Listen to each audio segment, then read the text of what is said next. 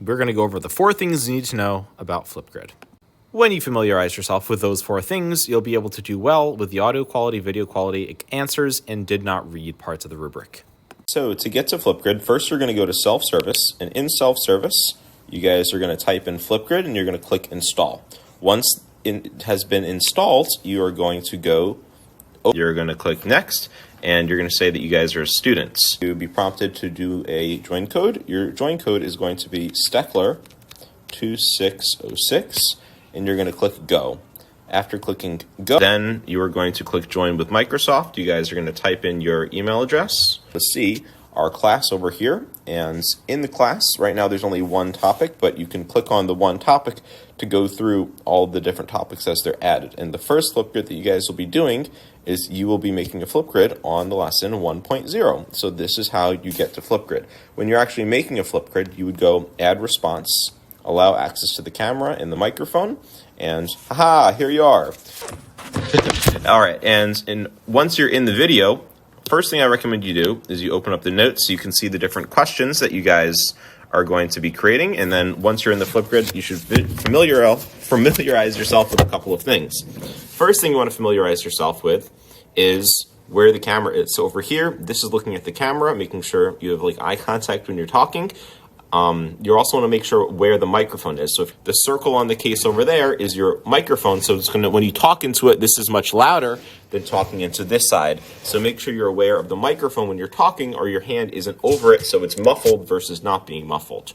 So once you kind of familiarize yourself with making a video, make sure that you have decent lighting. Right now, this is bad lighting. I don't have a light source right in front of me, so it's kind of like dark for when I'm making the video. But if I put like an open window in front of me over here, the lighting is going to get much better where you're able to see me much better. So making your FlipGrid, make sure you have good audio and you have good lighting in front of you before you make that video over here. So when I say dark, like I have a wall in front of me, having a wall in front of me over here and then having light behind me is, you know, poor lighting. Right now the lighting's okay because I have a computer monitor in front of me, which is a little bit lighting, but it's not really great. So you want to make sure you have some sort of light right in front of you. To show what that looks like if I were to take my cell phone and do my cell phone light, even something as simple as that increases the lighting by a little bit, or like a ring light. But you want to have some sort of light source in front of you. Then when you're making your video, you want to familiarize yourself with some of the features over here. So if I go to options, you have the ability to upload a video. Like I mentioned, the notes, that's really the only thing you'll use there. And then for effects, there's a couple of really important tools you can use here. My favorite effect is uploading a photo and using text and uploading or just drawing on the screen. So there are really 3 things, I guess. So the first thing is I'll take a photo. So over here, I'm in the FlipGrid. I want to include a photo inside my notes to add to this video that I'm making. So let's say I was answering over here question number,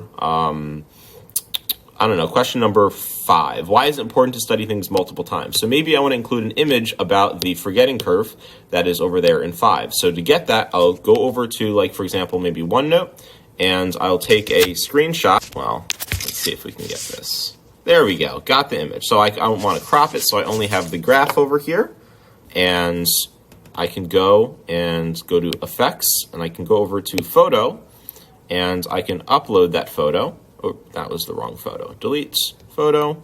There we go. So now I want to, and I can pinch to zoom in, zoom out. I can rotate it like this. So I want to talk about this image over here in my video. So I include this image about the forgetting curve. Notice that my lighting right now is, again, a little bit off. I'm tapping.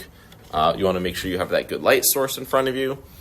Trying to model the behavior. All right, so effects over here. I have my photo. So let's say I want to now use the ink feature with like a stylus over here. Let's see if I can fix the lighting a little bit. All right, there we go. So you noticed I put my hand in front of the camera. It reduced the lighting and kind of like changed it a little bit. So I guess, let me model it with good lighting. All right, so better lighting.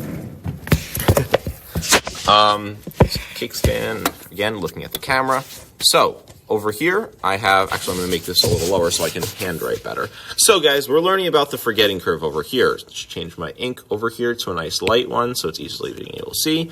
All right, so we're talking about the forgetting curve. And you notice over here, Ebbinghaus, when he was mapping out his memory, the amount that he remembered information was going down over time. So this is the retention. This is the elapsed time since learning it. So you can see 2 days, 6 days, 31 days over here. And you can see that that's going down as time goes on. So you see how I'm drawing on top of an image, like I'm annotating it to help you guys get the point of what I'm trying to explain. So you can draw on top of, right now, by the way, my hand is covering the microphone. I wasn't thinking about it, but right next to the camera, that might have like muted the sound a little bit. All right, so effects, maybe I want to make a title over here for like what topic I'm talking about. So, question 1 is the one that I'm addressing, or question 5. Maybe I add this while I'm adding in my answer for question 5, and then after I finish answering it, I click delete, and then I can add in another one. This one is question 6.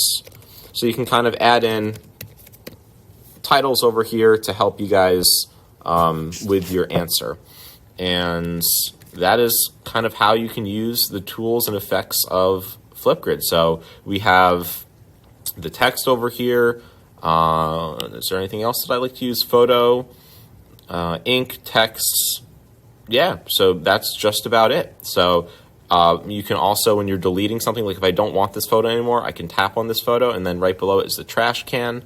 Or if I want to copy it, I might want 2 of them to talk about. You can click the little copy tool. So that is, and yeah, and if I want to clear, if I go to effects and ink, if I want to clear all of this ink over here, I can click on the X in the bottom or back, or the cancel thing.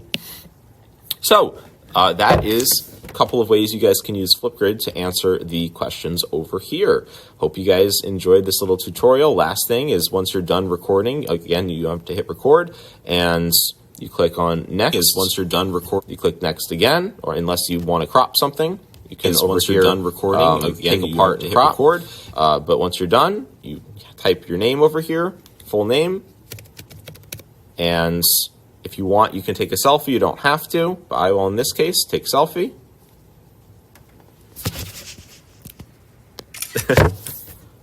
And then submit, return to topic, and there your FlipGrid is. So that is how to make a FlipGrid.